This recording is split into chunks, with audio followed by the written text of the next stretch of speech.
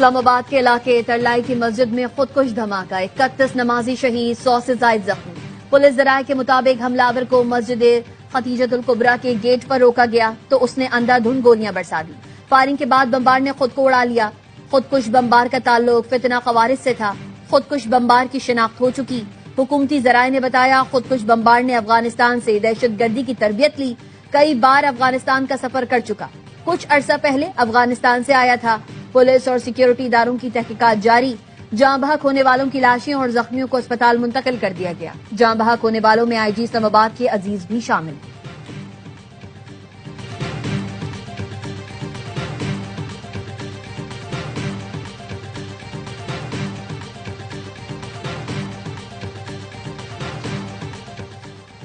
وزیر اعلیٰ پنجاب نے اپنی پسند تقریبات منسوخ کر دی۔ مریم نواز نے اسلام آباد سے آنے کے بعد اپنی کل کی مصروفیات کو منسوخ کر دیا۔ سوشل میڈیا پر اعلان کیا لبرٹی اسکوائر پر شیڈول کیا گیا میگا پسند شو بھی نہیں ہوگا۔ قوم خوارج اور ان کے سہولت کاروں کے خلاف متحد ہو، دہشت گردوں پر کوئی رحم نہیں ہوگا۔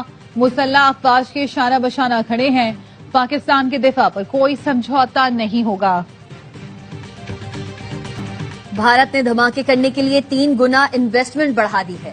دہشت گرد اللہ کے لیے نہیں ڈالرز دینے کے لیے دھماکے کر رہے ہیں۔ جتنے بندے مارتے ہیں اتنے ڈالرز ملتے ہیں۔ وزیر مملکت برائے داخلہ طلال چودھری کہتے ہیں اسلام آباد میں خودکش بمبار کو روکنے کی پوری کوشش کی گئی، اتنا نقصان نہیں ہوا جتنا دہشت گرد کرنا چاہتا تھا۔ وزیر داخلہ محسن نقوی کا امام بارگاہ ختیجۃ الکبریٰ کا دورہ، آئی جی اسلام آباد نے وزیر داخلہ کو بریفنگ دی۔ محسن نقوی، طلال چودھری سمیت دیگر حکام نے دہشت گرد حملے کا شکار مسجد میں نماز ادا کی۔ وزیر داخلہ کا کہنا تھا معصوم نمازیوں پر حملہ کرنے والے خارجی سفاک درندے ہیں، دہشت گردی کرنے والوں کو غیر ملکی پشت پناہی حاصل ہے۔ دشمن پاکستان کے امن اور ترقی کو نقصان پہنچانا چاہتے ہیں، قوم ان کے خلاف متحد ہے۔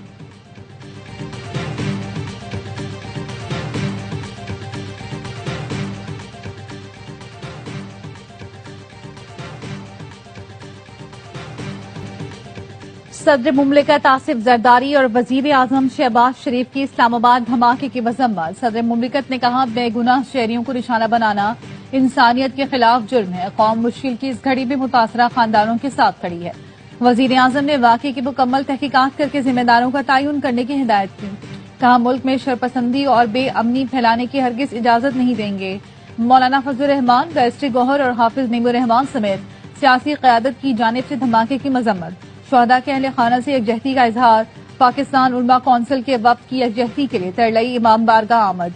کہا دشمن کے انتشار پھیلانے کی چال کامیاب نہیں ہونے دیں گے۔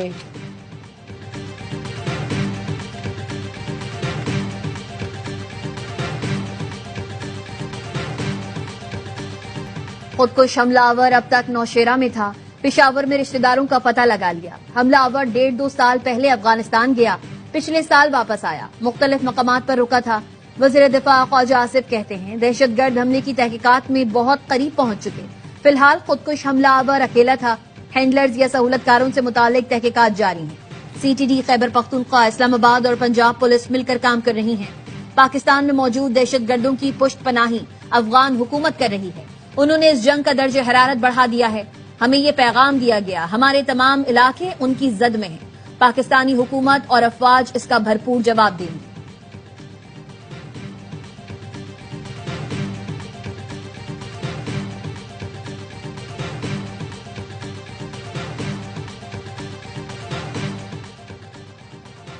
امریکہ، سعودی عرب، ایران، روس، چین، ترکی اور افغانستان سمیت مختلف ملکوں کی اسلام آباد خودکش حملے کی مذمت۔ سعودی عرب کا انتہا پسندی اور دہشت گردی کے خلاف پاکستان سے اظہار یکجہتی۔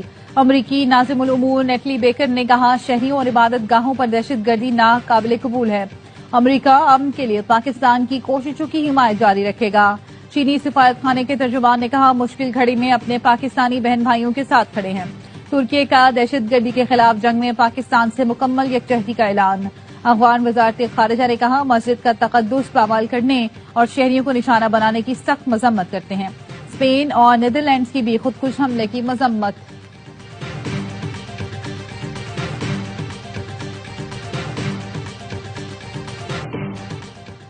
سیکیورٹی فورسز کے خیبر پختونخوا میں فتنہ خوارج کے خلاف انٹیلیجنس بیسڈ آپریشن، 24 خوارج مارے گئے۔ ISPR کے مطابق آپریشن کے دوران اورکزئی میں 14 اور خیبر میں 10 خوارج ہلاک ہوئے. علاقے میں کلیئرنس آپریشن جاری. صدر، وزیر اعظم اور وزیر داخلہ کی دہشت گردوں کے خلاف کامیاب آپریشنز پر سیکیورٹی فورسز کی ستائش.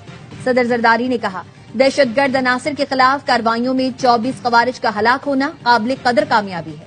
شہباز شریف نے کہا ملک سے دہشت گردی کے مکمل خاتمے تک جنگ جاری رکھیں گے. محسن نقوی نے کہا فورسز نے بروقت کارروائیاں کر کے دہشت گردوں کے مذموم عزائم کو خاک میں ملایا.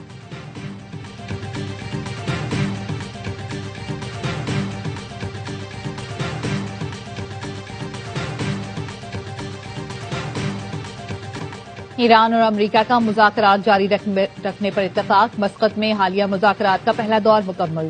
ایرانی وزیر خارجہ عباس عراقچی کہتے ہیں امریکہ سے بات چیت اچھی رہی. یہ مذاکرات کا مثبت آغاز تھا. امریکہ کے ساتھ بے اعتمادی کی دیوار کو عبور کرنا ہوگا. آج کے مذاکرات صرف اور صرف جوہری مسئلے پر مرکوز تھے. بات چیت کے دوران دھمکیوں کی زبان سے بچنے کی ضرورت پر زور دیا. ایرانی وزارت خارجہ کا کہنا ہے مشاورت سے مذاکرات کے اگلے دور کی تاریخ طے کرنے پر اتفاق کیا گیا. عمانی وزیر خارجہ نے بتایا ایران اور امریکہ کے درمیان آج مسقط میں انتہائی سنجیدہ مذاکرات ہوئے. آج کی ملاقاتوں کے نتائج کا بغور مطالعہ کیا جائے گا. اس کے بعد مناسب مقررہ وقت پر اگلا دور ہوگا. میڈیا رپورٹس کے مطابق امریکہ بیلسٹک میزائل اور ایران کی حمایت یافتہ تنظیموں پر بھی بات کرنا چاہتا ہے، لیکن ایران مذاکرات صرف جوہری پروگرام تک محدود کرنے پر بضد ہے.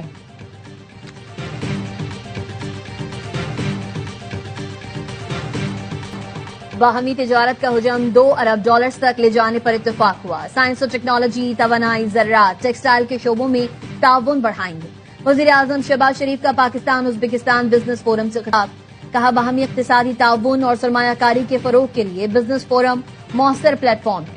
2023 میں اقتصادی حالت خراب تھی، معاشی چیلنجز پر کامیابی سے قابو پایا. ازبکستان کے صدر نے کہا بزنس فورم میں معاہدوں پر عمل درآمد سے باہمی تعلقات مزید مضبوط ہوں گے. ازبک حکومت اور عوام پاکستان کے ساتھ تعلقات کو قدر کی نگاہ سے دیکھتے ہیں. ایوان صدر میں ازبکستان کے صدر کو اعلیٰ ترین اعزاز دینے کی پروقار تقریب. صدر آصف علی زرداری نے ازبکستان کے صدر کو نشان پاکستان کے اعزاز سے نوازا.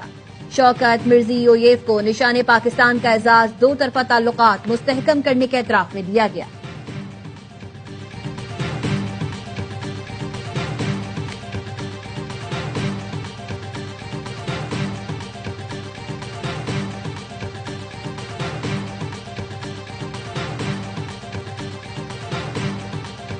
بابر اور فخر ٹیم کمبینیشن میں فٹ نہ ہوئے تو نہیں کھلائیں گے. قومی ٹیم کے کپتان سلمان آغا کی پری میچ پریس کانفرنس. کہا دونوں کھلاڑیوں کی پاکستان کے لیے خدمات ہیں، لیکن جو ٹیم کے لیے بہتر ہوگا اسے کھلائیں گے. عثمان طارق کا ایکشن کلیئر ہے، وہ کیا گلے میں ڈال کر بتائیں کہ میرا ایکشن درست ہے. T20 ورلڈ کپ کے آغاز میں ایک روز باقی. پاکستانی ٹیم کا پہلے میچ سے کولمبو میں آخری practice session. Pakistani team event پہ کل اپنا پہلا میچ نیدرلینڈز کے خلاف کھیلے گی.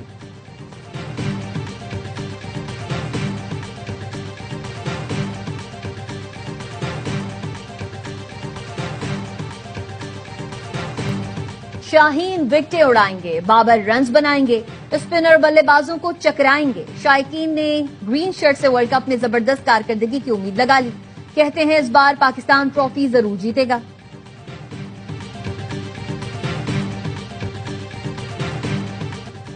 لاہور میں بسنت کے رنگ، شہریوں نے پوری رات پتنگیں اڑائیں. دن چڑھتے ہی پھر گڈیاں اڑائیں.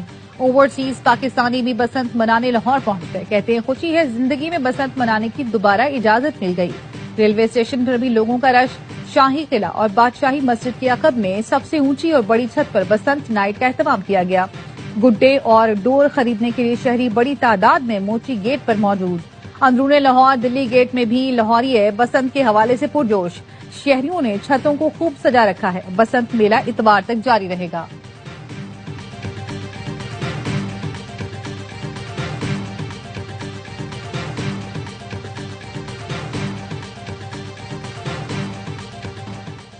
سندھ حکومت نے کامن ویلتھ پارلیمنٹیرینز کے لیے ثقافتی میوزیکل سیگمنٹ منسوخ کر دیا. سینئر وزیر شرجیل انعام میمن نے کہا فیصلہ اسلام آباد دھماکے میں شہید افراد کے لواحقین سے اظہار یکجہتی کے لیے کیا گیا. عشائیہ سادگی، موسیقی کے بغیر، متاثرین اور قومی غم کے احترام میں منعقد ہوگا.